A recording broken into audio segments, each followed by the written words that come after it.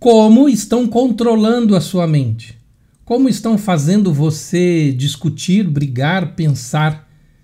Nesse vídeo eu vou explicar bastante coisa para você de maneira científica sobre psicologia do medo e psicologia das massas.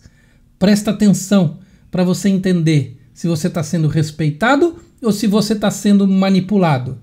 E com todas as informações e embasamentos que eu vou passar aqui, você pode ajudar outras pessoas a entenderem sobre como libertar a própria mente de manipulações ou de ideias ou de conflitos. Tá bom? Vamos entender isso?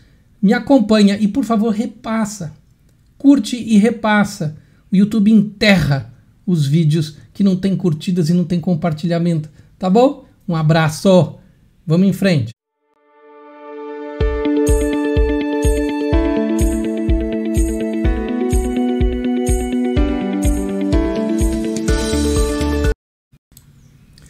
Bem, aqui está. Nesse vídeo eu vou apresentar esses seguintes tópicos para vocês, né, sobre psicologia do medo. Eu vou falar da psicologia das massas, que está aqui, um pouco de neurociência, para justificar essas teorias em termos de neurociência, funcionamento do cérebro.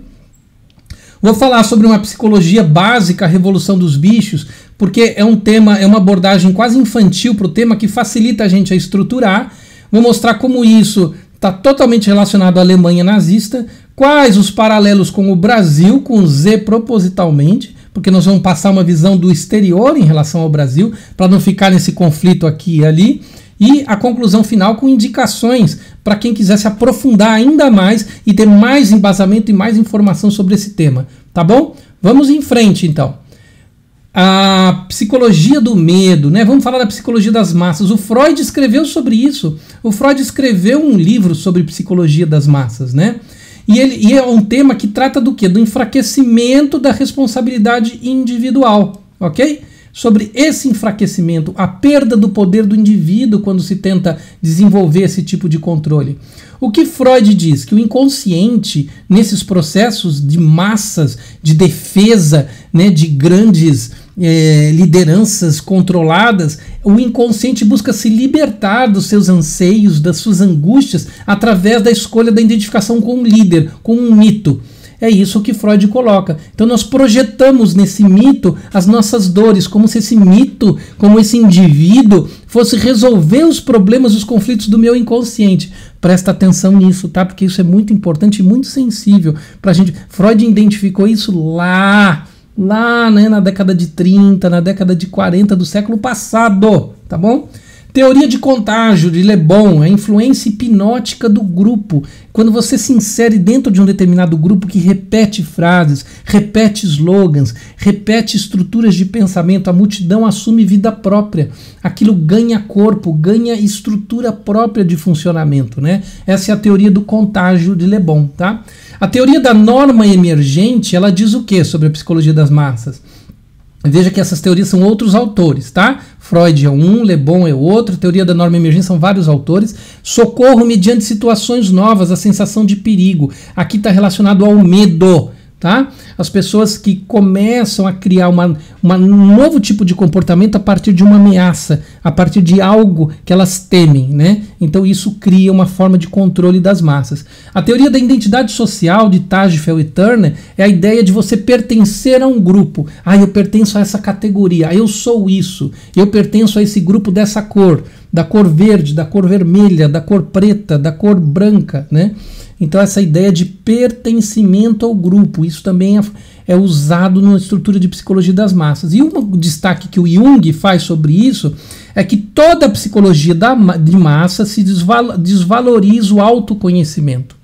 Tudo o que traz reflexão, você pensar melhor, você refletir melhor, é desvalorizado pela psicologia das massas.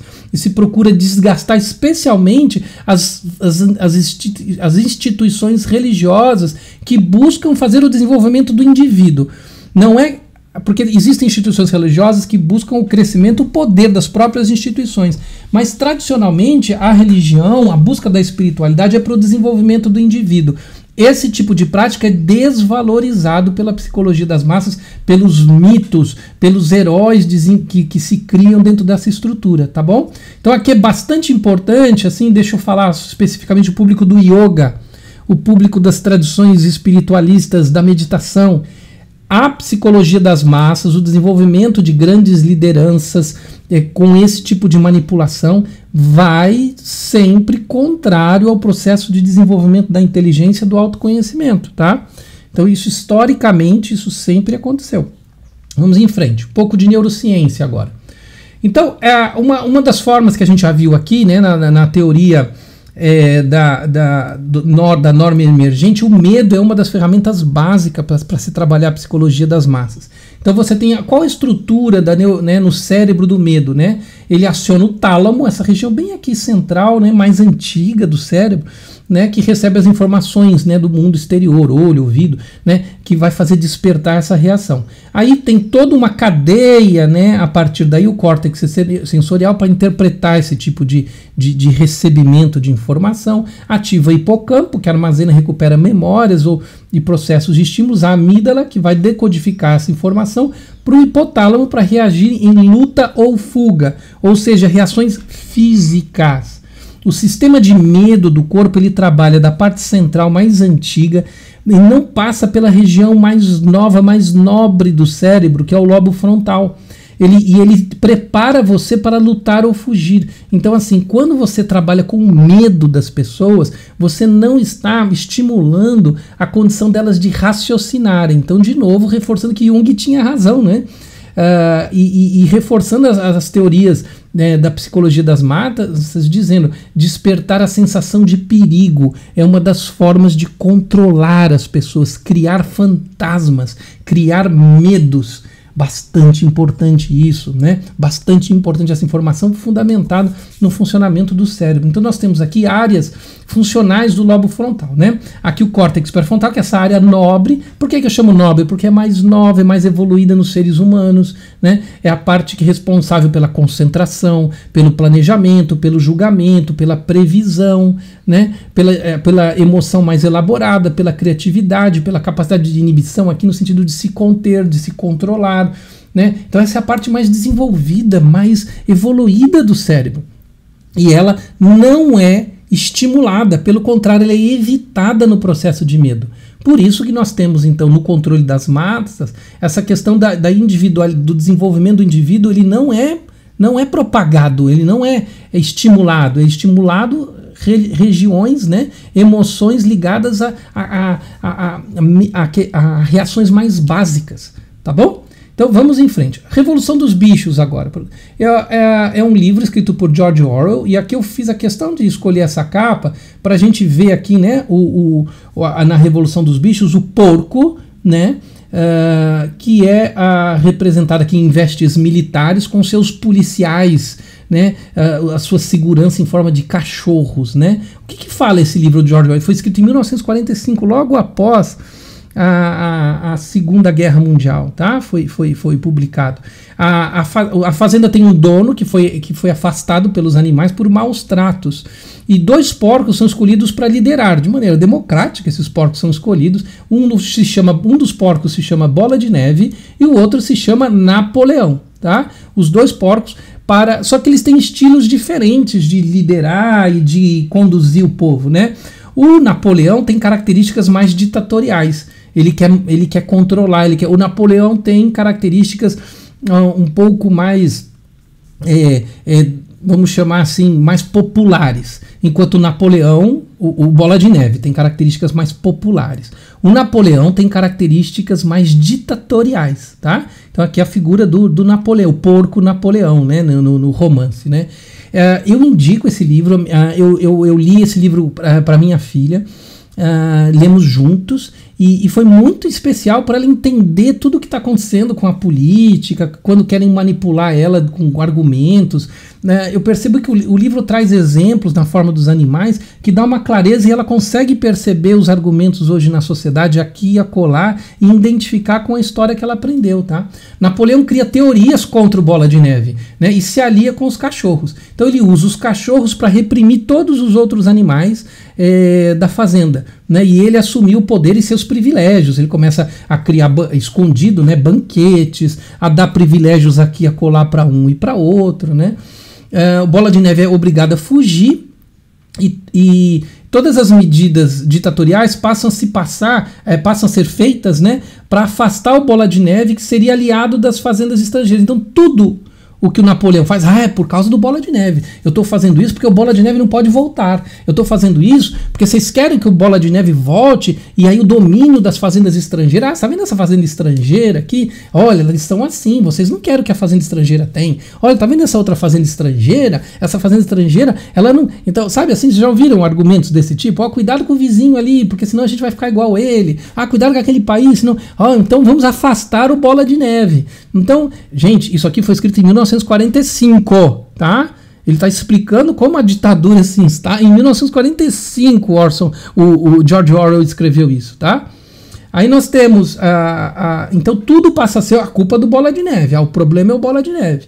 Então eu vou identificar 5 pontos principais para vocês entenderem a partir disso e a gente tornar o assunto menos infantil, né, mas eu estou apresentando propositalmente, né, de uma maneira muito simplista, como o George Orwell apresentou no seu romance, para vocês depois perceberem coisas mais sérias a partir disso. Você vai entender de onde ele tirou isso, tá? Então são 5 pontos importantes em relação a essa estrutura de controle do medo, da ditadura, como é que é feito pelo controle da população que o George Orwell apresenta no romance. Primeiro, surge a partir de uma difícil situação social, ou seja, os bichinhos eram explorados, tá?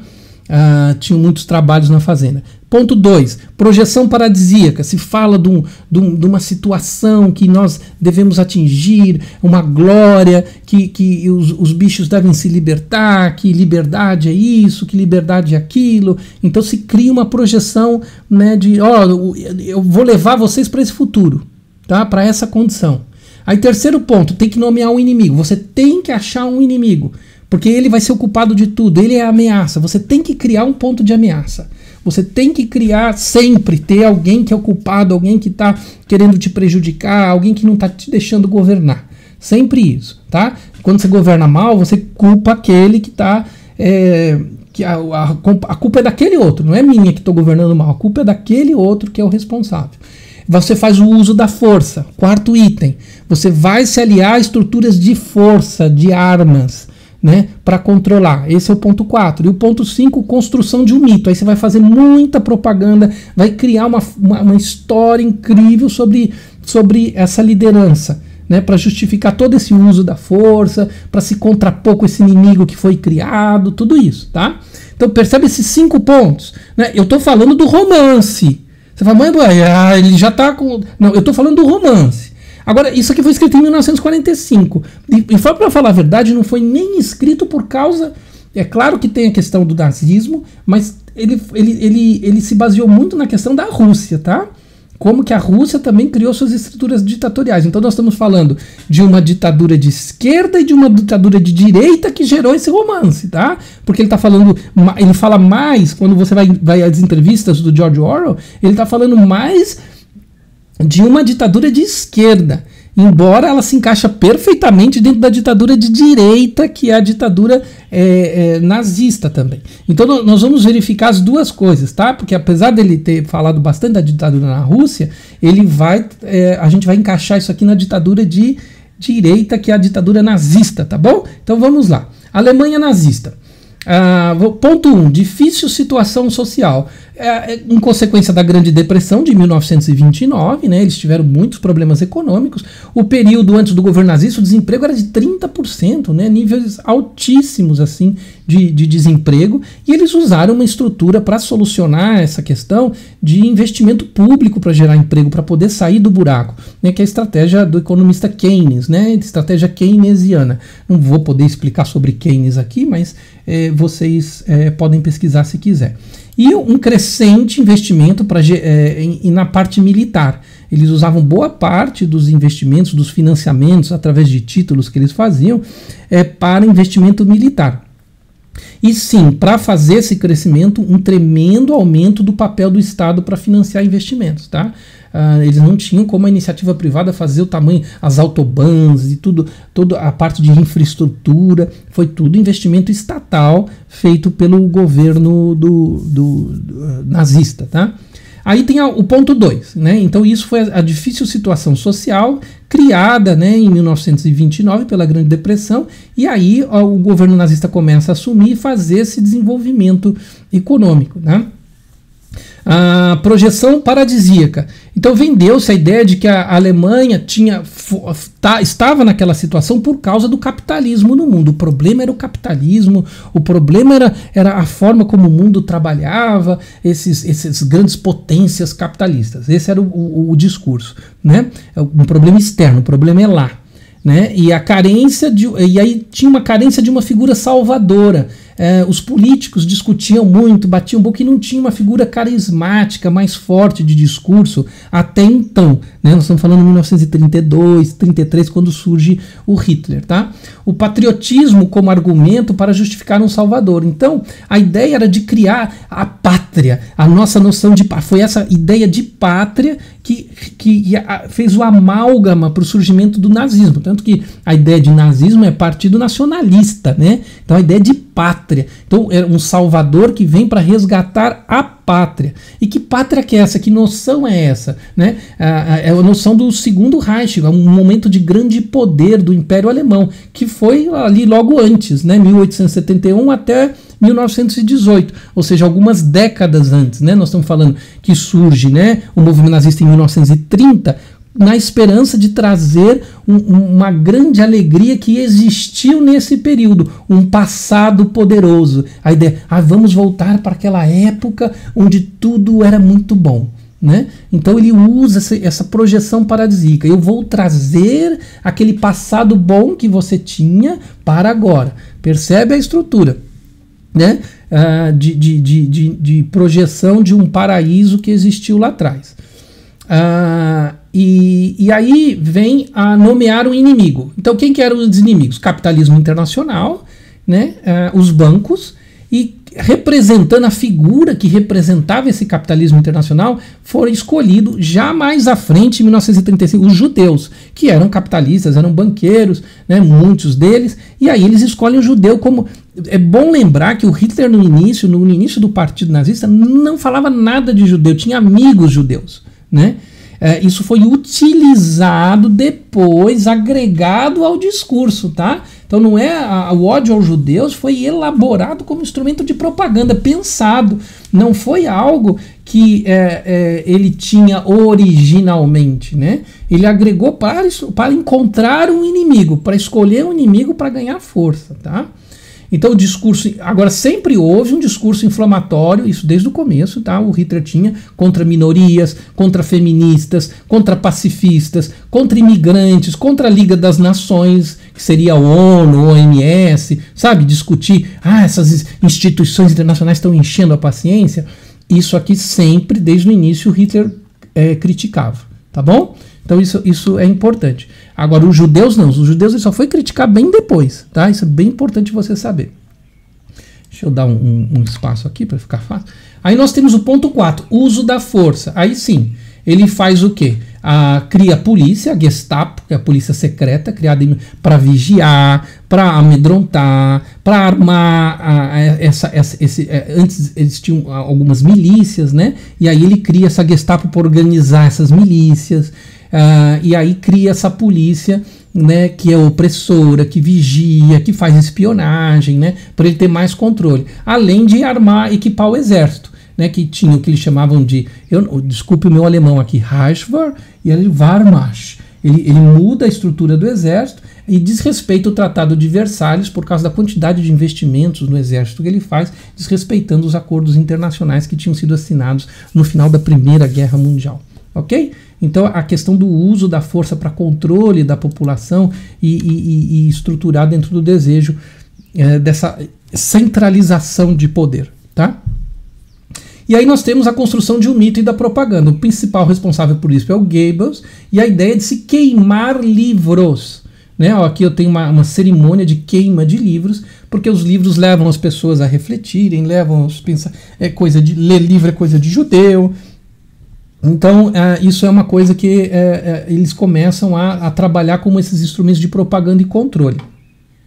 E como é que eles conseguem transformar, né? Porque, na verdade, o Hitler, culturalmente, era um artista frustrado. Foi assim... praticamente ignorado em Viena. Ele tinha muita inveja dos artistas judeus, dos artistas que tinham expressão, e ele tinha... Você vai pegar os desenhos do Hitler, os primeiros trabalhos dele, artísticos, eram muito fracos, para dizer o mínimo. E depois, então, você se transforma isso num grande herói, e ele é vendido como um grande sábio, como um grande líder, uma pessoa que vai levar a Alemanha a se falava em 1000 anos de poder, né? Ele falava que o Terceiro Reich seria por 1000 anos, né? Então, a estrutura do passado ele projeta para um futuro glorioso da Alemanha. E ele usa a mídia da época, que eram as mídias como ninguém. Assim, ele sabe trabalhar a mídia da época. E quais que eram as mídias? Rádio e cinema, através do Goebbels, né? Esse ministro aqui, a foto dele, o Goebbels, que ressalta, né? E essa ideia, estão perseguindo a Alemanha, nós estamos fazendo porque estão querendo o mal da Alemanha. Sempre é coisa de reforçar a ideia do inimigo. Os judeus estão aliados com o capital internacional para prejudicar a Alemanha. Sempre essa coisa do inimigo lá fora, do inimigo externo, que quer nos prejudicar, que quer...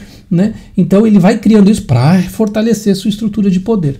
Ok? Então você percebe que assim, os 5 pontos que você vai encontrar no romance A Revolução dos Bichos, que você pode ler para criança isso aqui, tá?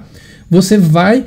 mas criança que eu falo assim, mais de 10, 11 anos, a capacidade de entender, né? Porque tem algumas maldades que os bichos fazem com outro, aí não usaria para criança muito pequena, né? Mas você vai encontrar exatamente esses 5 pontos na estrutura da formação do movimento nazista, tá? Agora vamos falar do Brasil, né, para criar paralelos dessa história com o Brasil. Então, paralelos com o Brasil. Então, eu vou mostrar aqui uma revista The Economist, que é uma revista de caráter liberal, né? E ela vai falar, então, de 2009, né? Durante o governo Lula, o Brasil em crescimento, o Brasil takes off, o Brasil voa, o Brasil, né, dispara, essa é a ideia. 2013, a mesma revista retoma o tema Brasil, dizendo... que na época das manifestações, do descontentamento, nós estamos falando aqui do governo Dilma, né, as coisas começam a dar errado, né? Então o que está acontecendo com a economia do Brasil que não foi para frente? Em 2016, que é o período ali do impeachment da Dilma, fala da traição do Brasil, do brasileiro, na verdade. O que ele está querendo dizer é assim, pô, mas peraí, o Brasil não está indo bem, eles estão se atrapalhando. Politicamente as coisas estão confusas e eles estão indo para um lado que está confuso, né? Essa é a ideia da traição, né? Um país que era para ir para frente está sendo traído, né? E essa traição está falando traição de governantes, traição da estrutura política, tudo. E aí nós temos, né? E aqui não está do jeito que eu queria mostrar para vocês, mas eu vou dar um jeito bonitinho aqui de fazer isso dar certo. Não ficou aqui. Eu quero ver, eu queria fazer isso aqui, ó. Aqui, ó, ficou melhor, né? Aí tem 2016, essa questão da traição do Brasil, o brasileiro traído, né? E 2019, a situação, devastado, deserto, um Saara, né? A condição do Brasil é de ameaça à sua própria extinção e à extinção do mundo ao redor, tá? Por causa da Amazônia, por causa das decisões que estão sendo aqui tomadas. Então nós somos aqui de referência para causador da desertificação do mundo, inclusive a nossa própria, tá bom? Pelas nossas decisões, pelos nossos processos. Essa é a visão, né, que nós temos aqui de uma das principais revistas de economia, caráter liberal do mundo, tá? Então nós temos aqui, pelo menos, você pensar sobre um problema econômico. Lembra que eu falei, então, que o primeiro ponto é difícil situação social, que faz, né, desenvolver essa psicologia do medo e controle das massas. Então vocês vão ver que aqui eles já falam, 2013 tem um problema, né, o Brasil está tropeçando. Então o que nós temos em 2013, né? Nós temos muitas perdas em relação ao governo Lula, perda de poder aquisitivo, perda de desempenho econômico e manifestações de 2013 que alguns de vocês devem lembrar, né, o pessoal se manifestando contra a Copa do Mundo, contra o governo da Dilma e várias coisas. A partir de 2013 começa a surgir os movimentos do passe livre, né, o movimento MBL e outros partidos com uma tendência mais conservadora, começa a surgir a partir dessa insatisfação de 2013. Então, difícil cuidar, mesmo ponto 1, difícil ação social. Aí tem a projeção paradisíaca. O que é isso? É o fim. O problema era a corrupção. Então vamos pôr fim à corrupção. Aqui vem a Lava Jato, nós vamos acabar e vamos acabar com a corrupção, não vai ter mais problema nenhum e nós vamos trazer de volta a família, a segurança da família. Sua família vai ser mais segura agora, sua família não vai ter mais problemas, né? Então surge um movimento através dessa projeção paradisíaca e nós temos aqui o símbolo disso, né? A ideia do Jair Bolsonaro com Sérgio Moro, aliados, e depois um acusando o outro de corrupção, né? De corrupto, de traidor, né? Mas num determinado momento os dois auxiliam essa projeção paradisíaca de que não, agora o país está livre da corrupção e nós vamos viver de uma maneira maravilhosa. Aí nós nomeamos o inimigo. Então tem dois inimigos, né? Muito claro, o comunismo chinês, que é um sério problema a gente dizer que o comunismo, criar esse tipo de fantasma a partir do momento que é o nosso principal parceiro comercial, nosso principal comprador de produtos brasileiros, né? E também da onde a gente mais importa produtos. Então, assim, criar inimizades com a Índia seria, com a China, é um problema significativo de poder paralisar a nossa economia se a gente se tornar muito agressivo em relação ao regime ali trabalhado dentro da China, tá bom? Mas se nomeou isso, como, né, até falando que as vacinas eram contaminadas com chips chineses, né, coisas desse tipo. Então a ideia de reforçar a ideia do inimigo e agora, mais próxima à eleição, o inimigo seria o outro candidato, né? Então se usa, né, toda a questão da origem dele e tal, junto ao Movimento Sem Terra, a ideia de apesar dele já ter governado durante 8 anos e não nenhum momento ter trabalhado nessa mesma direção, mas o inimigo ele normalmente se fantasia sobre ele, né? Se fantasiava demais sobre os judeus em relação ao nazismo, né? O uso da força, aí nós temos aqui a campanha constante de tentativa de aproximação dos policiais, o que foi feito com parcial sucesso. Por que eu falo parcial sucesso? Porque se prometeu muita coisa aos policiais e nada se cumpriu, né? Do que era, a não ser muito discurso, salários, os ganhos com os policiais, não se efetivou muita coisa, né? Muitos policiais se sentem traídos pelo Jair Bolsonaro, mas se tenta essa aproximação e boa parte dos policiais tem esse discurso de defesa, de apoio ao Jair Bolsonaro e, obviamente, uma parte dos militares também por isso. Então você tem aqui a questão de tentar cooptar o uso das forças, né? Gerar mais apoio nessa parte da estrutura social. E aí nós temos o ponto 5, a construção do mito. Aí se usa demais o meio atual, que não é mais o rádio e o cinema, como era no tempo, né, da década de 40, mas sim a internet, né, e a quantidade, né, que é para quem estuda os algoritmos e o funcionamento dos grupos sociais dentro, isso existem estatísticas para isso. Você vai ver a quantidade de fake news, de notícia e como, né, que o grupo relacionado ao atual presidente Bolsonaro, você tem a capacidade de colocar informações, de gerar notícias, e isso está sendo investigado pelo Supremo Tribunal pela forma excessiva com que eles fazem isso. E aqui tem um exemplo dessas divulgações e como eles utilizam isso para fazer essa construção, né? Olha aqui, ó. Atenção patriotas, o momento é grave, o Brasil precisa de soldados fiéis, então não assista a TV, nenhuma emissora, não leia jornais, nem online, e só se informe pelos grupos oficiais de Bolsonaro, tá vendo? Então você vê nesse tipo de divulgação um modelo, né, de como isso tem funcionado. Não é mas isso aqui é uma acusação, não, isso tem funcionado dessa forma. Você pode ver que ao xingar as mídias, agredir os jornalistas, é uma maneira de validar essa estratégia. E a informação que vem ali vai estar sempre errada, e a única informação correta é a que nós divulgarmos, né?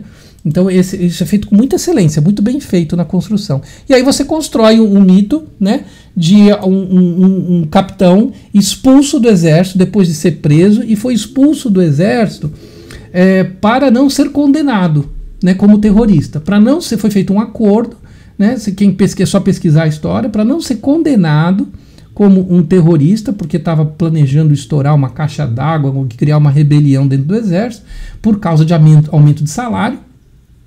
Ele foi expulso do exército. Inclusive com avaliações, se pegar as notas, dá para pegar as notas dele na escola, dá para pegar o desempenho dele como atleta. Você, se pesquisar, você acha tudo isso. Você também vai verificar que é uma pessoa muito limitada. E inclusive os colegas diziam sobre a limitação intelectual dele, muito limitado intelectualmente, e você transformar então um soldado deste tipo, expulso das Forças Armadas, num líder, num mito, né? Como é que o processo de divulgação, de construção, de propaganda faz essa estruturação, tá? Então isso também é muito similar ao ponto 5, tá bom? Então visitando aqui novamente nós passamos por todos os pontos, né? Paralelos com o Brasil, situação social difícil a partir de 2013, a ideia da criação de um país, né, com segurança para famílias completamente livres de corrupção, né? A ideia de nomear um inimigo, né? O comunismo, o vizinho, né? Lembra Argentina, Nicarágua, Peru, qualquer vizinho, né? A Venezuela.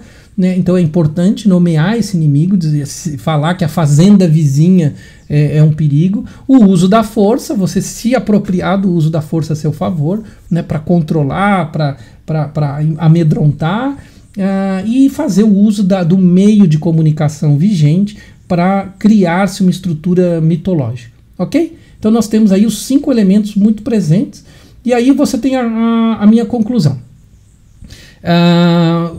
Vitor, você nitidamente tomou um partido. Não. Eu sou a favor que você estude. Eu sou a favor que você busque autoconhecimento, né? Então vá atrás das informações. Verifique se as minhas informações estão corretas ou não. Pesquise, valide essas informações. É a melhor maneira que você tem de verificar. Eu estou procurando ser científico. Eu estruturei o livro, né, que explica sobre as ditaduras, sobre os extremistas, dividi em partes para vocês, mostrei como o nazismo tem exatamente essas partes e mostrei essas partes atuando no Brasil hoje. Você pode procurar ver, validar essas informações, vai ler o livro, você vai verificar isso, vai estudar como é que se estruturou o movimento nazifascista, você vai entender como eu não estou faltando com nenhuma informação, tá bom? Então vai estudar. Outra coisa, autoconhecimento. Perceba as suas emoções, né? Eles estão trabalhando com qual emoção? Quando diz para você não ler, quando diz para você não estudar, para você não se informar, o que eles querem que você faça? Então eles estão contra a sua condição de conhecimento e autoconhecimento. Então fique atento a isso, veja quem que está falando para você. E a outra coisa, e aqui eu coloco para você também pesquisar a opinião de estudiosos e cientistas, né? Então, assim, verifique quais são a opinião das principais escolas de economia hoje, qual candidato que eles dizem que é uma ameaça para o país. Você vai encontrar, né, porque todas soltaram cartas. Yale, Columbia, Harvard, nós temos a USP, nós temos a PUC do Rio, todas, a Unicamp, todas soltaram cartas, né, os grandes economistas do Brasil se manifestaram. Não, mas não quero falar de economia, eles estão interessados em outra coisa. Tá bom, você pode falar de meio ambiente. Então pegue os grandes ambientalistas do Brasil e vê qual a opinião deles. Aí você pode pesquisar também sobre a justiça, né? Mas porque eu quero... Então pegue os ex-ministros do Supremo, grandes juízes, e verifique qual a opinião deles. Não pegue de um só, pegue de vários juízes e veja qual a opinião deles. Então procure as informações dos grandes especialistas e reflita sobre elas. A ideia é que você reflita sobre essas questões. E aí você mesmo pense. Então você vai usar o lobo frontal, né? E não ser tomado pelo medo e repetir: nós vamos ser invadidos, cuidado, eu não quero isso, meu Deus, é um bandido, aquele é um bandido, esse foi preso, esse não foi preso, esse foi julgado, esse não foi julgado. Gente, calma, vamos avaliar o que é melhor, né? E vamos escutar os especialistas, aqueles que estudaram, porque negar a ciência, negar aquele que estudou, é negar conhecimento, é negar a melhor condição, melhor posição de decisão. Então perceba que estão usando, né, emoções para que você não pense. E eu estou aqui dizendo para você começar a pensar, você pesquisar. É essa a ideia, tá bom? Essa é a minha conclusão. E se você quer saber mais sobre isso, sobre controle de massa, tem um ótimo documentário explicando a mente da Netflix. O que fala de controle de massas é o último episódio da 2ª temporada. Cada temporada, se eu não me engano, são 4 episódios. São bem interessantes sobre memória, sobre a questão da meditação. São vários episódios, um diferente do outro, um tema diferente do outro. Mas a última temporada, você pode ver independente, um episódio do outro. O último episódio da 2ª temporada, que é o último que está lá disponível na Netflix, você vai encontrar sobre controle de massas. Então você vai encontrar algumas das informações que eu apresentei aqui para vocês. Tá bom? Por favor, repasse esse vídeo para outras pessoas. É muito importante essas informações. Eu espero que você possa ajudar outras pessoas a perceberem com clareza tudo o que está acontecendo e elas comecem a usar a parte da frente do cérebro, a raciocinar melhor, a pesquisar melhor, a ler mais para tomar decisões mais inteligentes. Tá bom? Grande abraço e até o próximo vídeo.